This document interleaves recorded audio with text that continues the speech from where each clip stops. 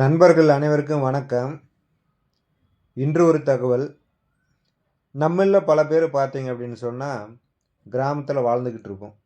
So இந்த கிராம வாழ்க்கையை நமக்கு போர் அடிக்குது, நகரத்துக்கு போனோம் அப்படின்னு சொன்னால் அங்கே வசதியான வாழ்க்கை, நிறைய சம்பளம் கிடைக்கும் அப்படின்னு சொல்லிட்டு நிறைய பேர் கிராம வாழ்க்கையை விட்டுட்டு நகரத்துக்கு போயிடுறாங்க. சில நபர்கள் பார்த்தீங்கன்னா நகரத்தில் ஐடி கம்பெனியில் நிறைய சம்பளம் வாங்கிட்டு இருப்பாங்க. இருந்தாலும் அந்த வேலையெல்லாம் நம்மளுக்கு செட் ஆகாது, பிடிக்கல. கிராமத்தில் விவசாயம் செஞ்சு நம்மளுடைய வாழ்க்கையை சந்தோஷமாக இருக்கலாம் அப்படின்னு சொல்லிட்டு நிறைய நபர்கள் ஐடி கம்பெனிலேருந்து வந்து கிராமத்தில் விவசாயம் செய்யக்கூடியது இப்போல்லாம் தற்போது நடந்துக்கிட்டு இருக்கிற சில விஷயங்கள். ஸோ இந்த மாதிரியான சூழலில் கிராம வாழ்க்கை ஒரு மனுஷனுக்கு சந்தோஷத்தை கொடுக்குதா அல்லது நகர வாழ்க்கை சந்தோஷத்தை கொடுக்குதா அப்படின்றத பற்றி இன்று ஒரு தகவலை பார்க்கலாம். ராகவன் அப்படின்ற ஒரு நபர் வந்து சென்னையில் பிறக்கிறாரு. அங்கே ஒரு நல்ல ஸ்கூலில் படிக்கிறாரு. படித்து முடிச்சுட்டு ஒரு ஐடி கம்பெனியில் வேலை பார்க்குறாரு. மாதம் 1,00,000 ரூபா சம்பளம் வாங்குறாரு. ஸோ அவருடைய ரொட்டீனான ஒர்க்கு என்ன அப்படின்னு பார்த்தீங்கன்னா, காலையில் 8 மணிக்கு வேலைக்கு போக வேண்டியது, மறுபடியும் இரவு 8 மணிக்கு வீட்டுக்கு வர வேண்டியது. இதுக்கு இடையில் பார்த்தீங்கன்னா போகக்கூடிய நேரத்தில், வரக்கூடிய நேரத்தில் போக்குவரத்து நெரிசல், வேலையில் ரொம்ப மன அழுத்தம், டிராஃபிக் ஜாம், இப்படி வந்து ஒரு பரபரப்பான சூழலே அவனுக்கு நகர வாழ்க்கை கொடுத்துக்கிட்டு இருக்குது. இந்த மாதிரியே அவன் சூழலில் வேலைக்கு போயிட்டு வந்துட்டுருக்கிறான். ஒரு நாள் பார்த்திங்கன்னா அவருக்கு ஒரு விடுமுறை கிடைக்கிது. ஸோ அந்த விடுமுறையில் நம்ம தாத்தா வீட்டுக்கு போகலாம் அப்படின்னு சொல்லிட்டு கோவை மாவட்டத்தில் இருக்கக்கூடிய ஒரு கிராமத்துக்கு, பொள்ளாச்சி பக்கத்தில் ஒரு சின்ன கிராமம், அந்த கிராமத்துக்கு புகை வண்டி மூலிமா வராரு. வந்துட்டு ஒரு வழியாக அந்த ஊருக்கு போகிறாரு. ஊரில் போனோடனே அவனுக்கு ஒரு மிகப்பெரிய மாற்றம் தெரியுது. அந்த ஊரில் பார்த்தீங்கன்னா ஒரு பரபரப்பான சூழல் கிடையாது. எங்கே பார்த்தாலும் ரொம்ப அமைதியாக இருக்குது. வயல்வெளிகள் எல்லாம் பசுமையாக இருக்குது. பக்கத்து வீட்டில் பேசக்கூடிய செய்தி கூட நம்ம வீட்டுக்கு கேட்குது.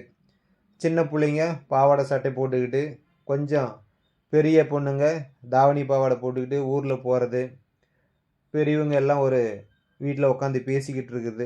இதெல்லாம் பார்க்கும்போது அவனுக்கு ரொம்ப சந்தோஷமாக இருக்குது. நகரத்தில் நம்மளால் இந்த மாதிரி வாழ்க்கையை பார்க்க முடியல அப்படின்னு சொல்லிட்டு ரொம்ப மெய் மறந்து பார்த்துக்கிட்டு இருக்கிறான். அப்படியே பார்த்துக்கிட்டே தாத்தா வீட்டுக்கு போகிறாரு. உடனே தாத்தா அவரை வரவேற்கிறாரு. இரவு நேரத்தில் அவர் தூங்குறாரு. ரொம்ப அமைதியான தூக்கம், எந்த ஒரு சவுண்டுமே இல்லாமல், ஃபேன் கூட இல்லாத தூங்குற அளவுக்கு ஒரு அமைதியான தூக்கத்தை தூங்குறாரு. அடுத்த நாள் காலையில் தாத்தா அவரை வந்து அவருடைய பசுமையான விவசாய நிலத்துக்கு கூட்டிகிட்டு போகிறாரு. அங்கே பார்த்தீங்கன்னா நிலத்துலேருந்து தண்ணி, கையில் நீர் பாயும் அந்த பம்பை கொடுக்குறாரு, நெல் வயலை காமிக்கிறாரு, அந்த நெல்லை நம்ம எப்படி அறுவடை பண்ணுறோம் அப்படின்றதெல்லாம் காமிக்கிறாரு. காலையில் நாங்கள் இந்த மாதிரி வயல்வெளிக்கு வந்தோம் அப்படின்னு சொன்னால் சூரியன் மறையிற வரைக்கும் நாங்கள் வேலை செய்வோம். வேலை முடிஞ்சிச்சுன்னா இரவு வீட்டுக்கு போயிட்டு 8 மணிக்கெலாம் நாங்கள் சாப்பிட்டுட்டு நிம்மதியான தூக்கமாக தூங்கிடுவோம் அப்படின்னு சொல்லிட்டு தாத்தா வந்து தன்னுடைய பேரனுக்கு அறிவுரைகள்லாம் சொல்கிறாரு. அதுக்கு பேரன் சொல்கிறாரு, நான் வந்து சென்னையில் வேலை பார்த்துட்டு இங்கே ஓய்வு எடுக்கலாம் அப்படின்னு சொல்லிட்டு வந்தால், ஓய்வு நேரத்தில் நீங்கள் வந்து வேலைக்கு போகிறீங்க அப்படின்னு சொல்லிட்டு தாத்தா கூட பேசுகிறான். தாத்தா சொல்கிறாரு, எங்களுடைய வேலை வந்து மனம் அழுத்தம் இல்லாத வேலை, நிலத்தோடு சேர்ந்த வாழ்க்கை, இயற்கை தான் எங்களுக்கு எல்லாமே அப்படின்னு சொல்லிட்டு இயற்கை விவசாயத்தினுடைய பெருமையை பற்றி பேரங்கிட்ட சொல்கிறாரு. நகரத்தில் பார்த்தீங்க அப்படின்னா நிறைய வசதிகள் இருந்தாலும் அங்கே நிறைய நம்மளுக்கு மருத்துவ வசதி, கல்வி வசதி, அப்புறமா இந்த மாதிரி மெட்ரோ, சினிமா வாய்ப்பு, இந்த மாதிரி பல வகையான வேலை வாய்ப்பு இருந்தாலும் அந்த ராகவனுக்கு வந்து அந்த நகர வாழ்க்கை ஒரு உறுதியான நம்பிக்கை கொடுக்கல. ஆனால் தாத்தா ஊரில் ஒரு 3 நாள் தான் இருக்கிறாரு. அந்த 3 நாளில் பார்த்தீங்க அப்படின்னு சொன்னால் தானாக விளைஞ்ச அந்த மாம்பழம், சுடுகாட்டு ஓரமாக நடந்து போகிற பயணம், பசுமையான நிலங்கள், பசிக்கு ஏற்ற சாப்பாடு, இயற்கையான சாப்பாடு, இயற்கையான காற்று, இப்படி பல வகையான விஷயங்கள் பார்த்தீங்கன்னா அவன் மனசில் வந்து அந்த நகர வாழ்க்கையினுடைய பதட்டத்தையும் பரபரப்பையும் மறக்கம் செய்யுமாறு ஒரு சூழலை ஏற்படுத்தி கொடுக்குது. ஒரு வழியாக அந்த 3 நாள் லீவு முடிஞ்சோடனே சென்னைக்கு போக வேண்டிய ஒரு சூழல் இருக்குது. அப்போ வந்து தாத்தா கிட்ட சொல்கிறாரு, நகரமும் கிராமமும் வந்து ரொம்ப வித்தியாசமான வாழ்க்கை முறையை கொண்டது.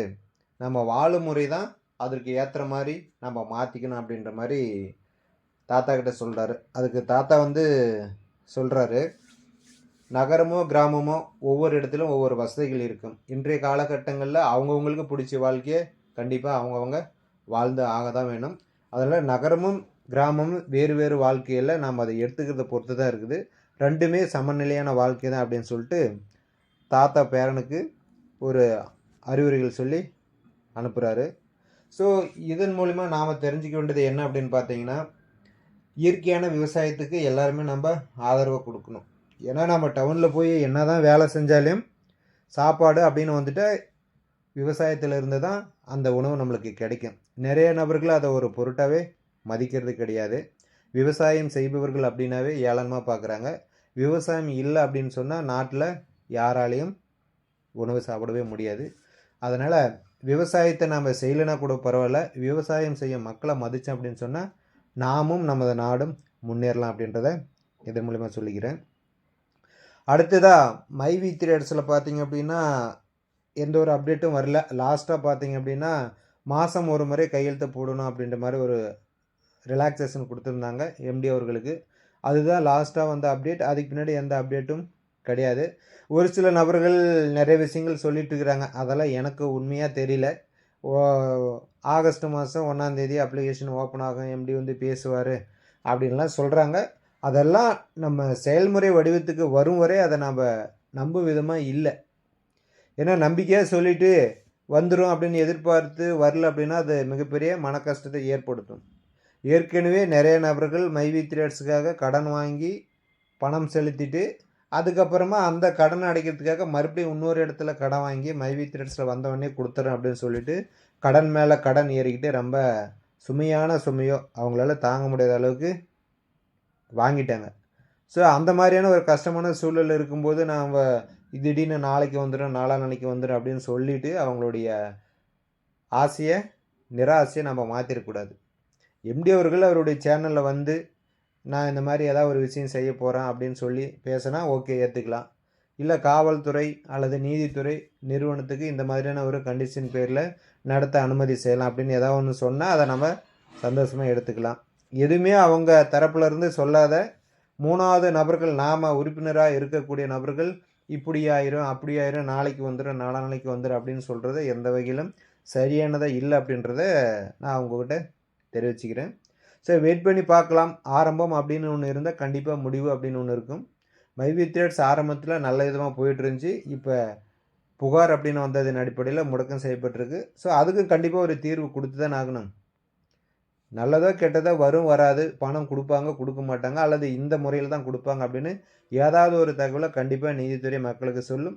அந்த நாள் எப்போ அப்படின்றத வெயிட் பண்ணி பார்த்து தெரிஞ்சுக்கலாம். மீண்டும் அடுத்த ஒரு தகவலுடன் உங்களை சந்திக்கிறேன். நன்றி, வணக்கம்.